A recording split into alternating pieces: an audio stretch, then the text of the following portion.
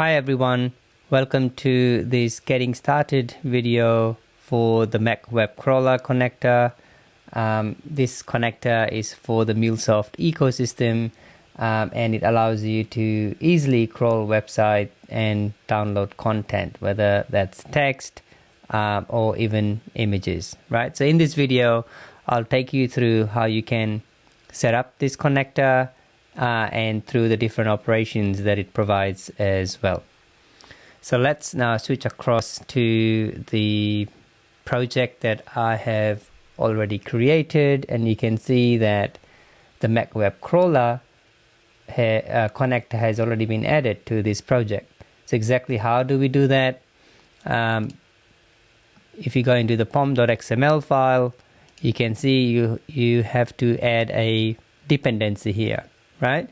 So once you've added this dependency, the connector will then be added to your project, and then once it's added, you are able to see the different operations that it provides. So you have the ability to crawl a website, download an image or all the images from a page.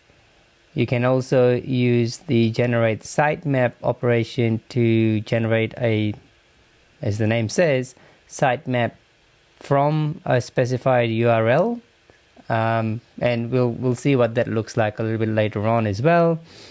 And then of course, getting content from a specific page, getting insights from a specific page, or even getting the meta tags from a specific page as well. So these are the different operations that the connector provides.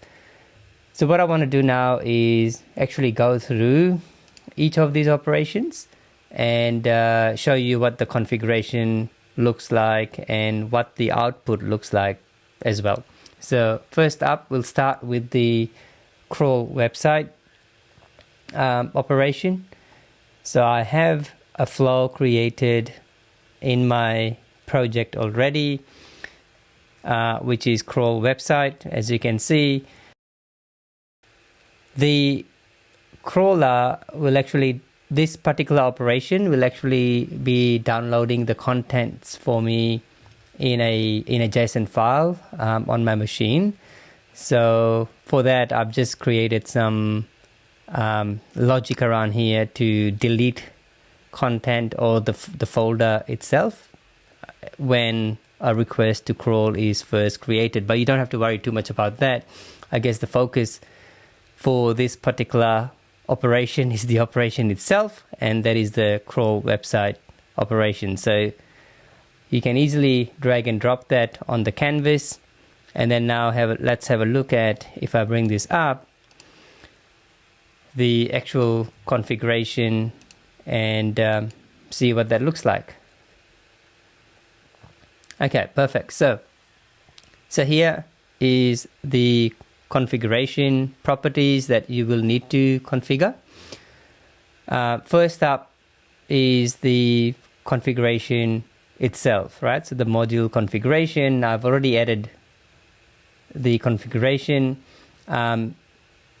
Really, the only thing you need to do, for me at the moment, it's blank, right? But this configuration controls what content it is that you want to download. So you can actually use this as a filter for a web page.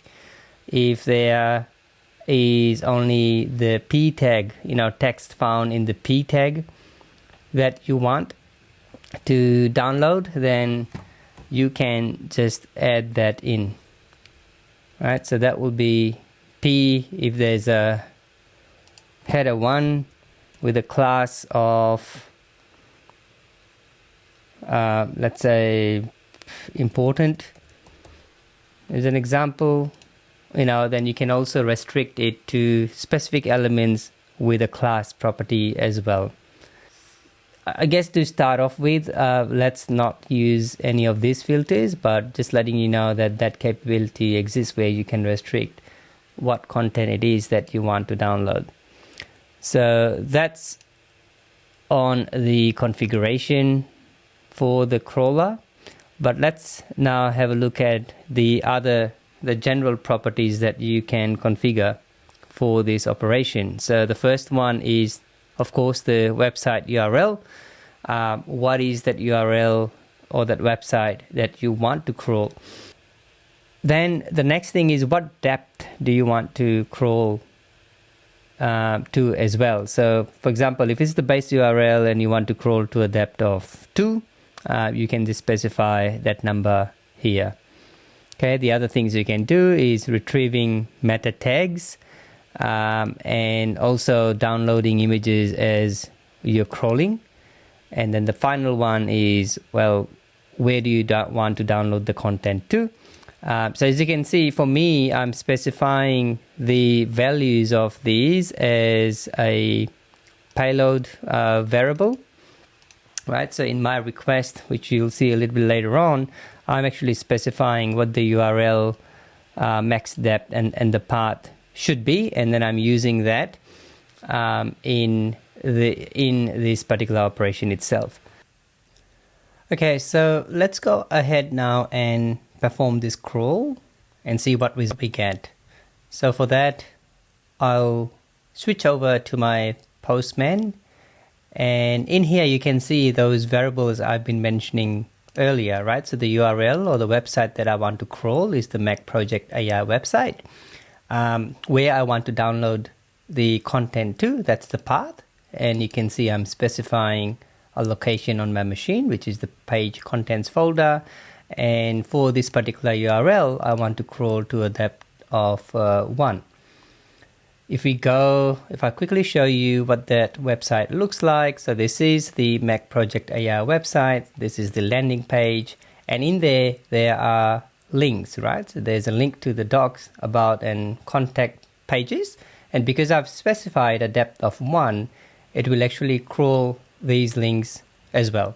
So let's see that in action now. I'll go back to my Postman, and let's perform this crawl. I'll hit send, and there you go, right? So I've got the result back. So let's have a look at the actual result that we get as part of the payload of this request. Let's go to my code editor, and let's just format this so we can see this easily. Okay, so for each URL that has been crawled, its corresponding content has been saved to a file, right? So this result actually tells you exactly that. For each URL, where was that content saved in the location that I had specified earlier. So for example, the Mac Project AI contact URL was saved in this file here. Okay, and the other thing to mention about this is, for every URL, and this is based on the depth that you specify, if it finds children, so for me, I specified a level depth of 1, so it's only going down 1 level from the main URL, and in there it found children, right? So these are the links that it found, and hence it went in and crawled the content of those web pages.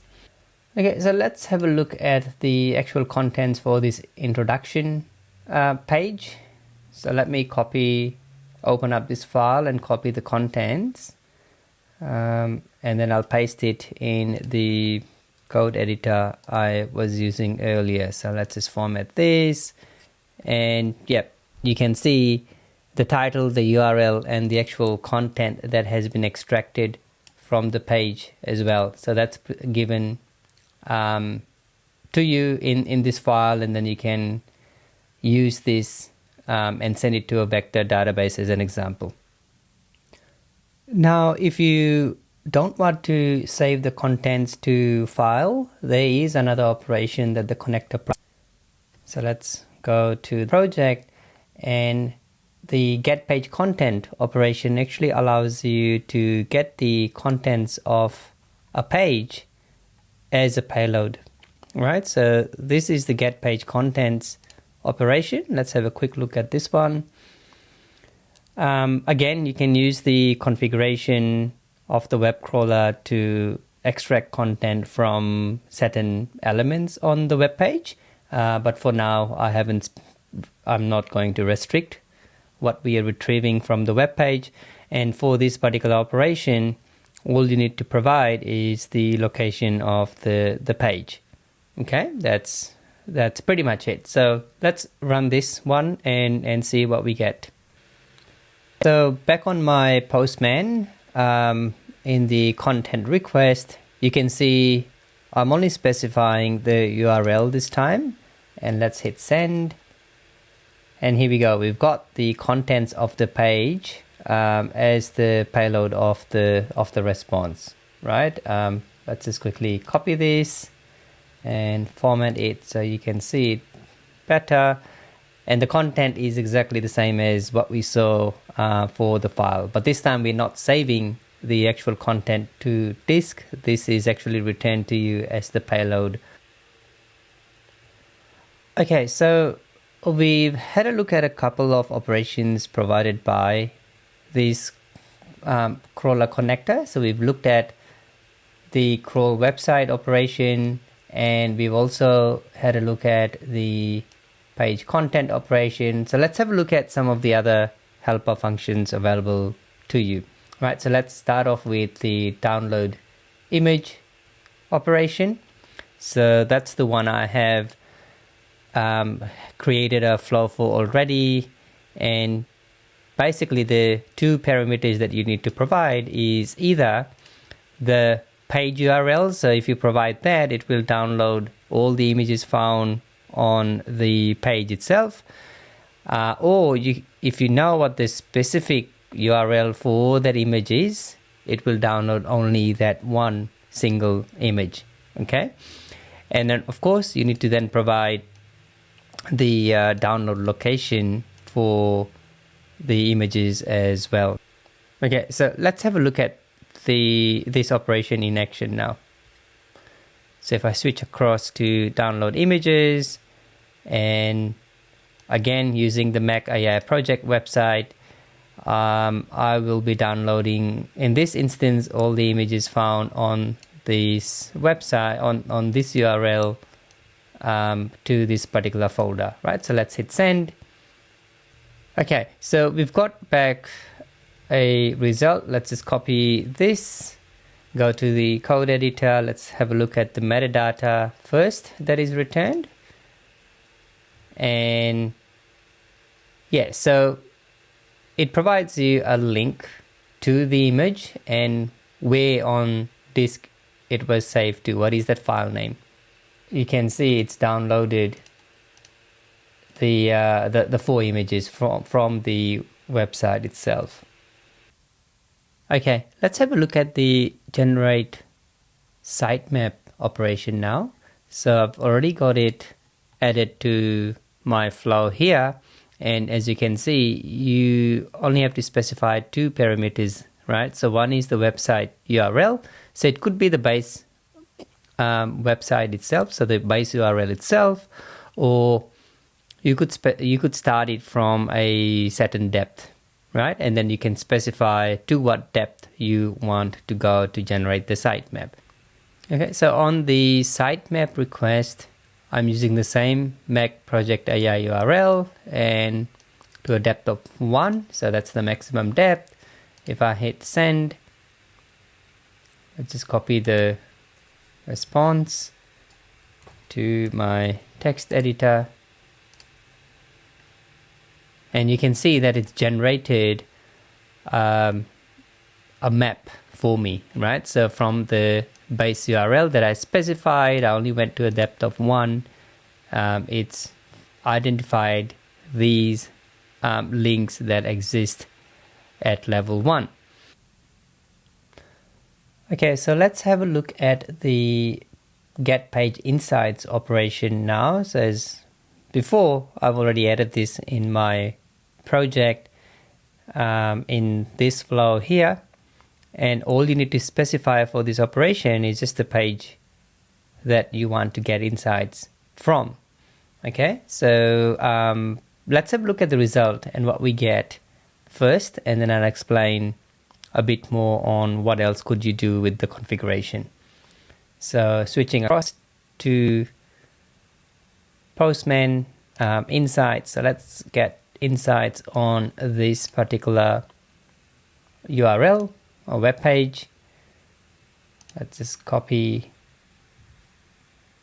the payload, paste it in my Word text editor, and right, so what can you see? So you can see page statistics. So for common tags, how many times they've occurred on the page. So there's div occurring 36 times, the p tag occurred 6 times, and also the headers as well. Okay,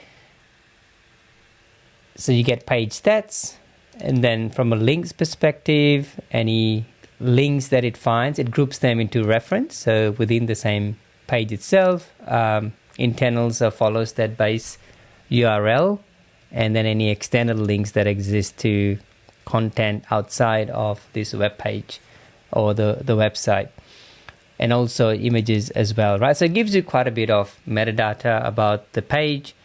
And talking about the configuration, now these are the default tags that it gets statistics on, including the word count. So the word count is for the content found on the page for which we ran this insights operation. You can, however, restrict which tags you want to evaluate as part of this insights operation, right? For that, if I switch across to the project, and here you can specify what are those tags that you want to get statistics on.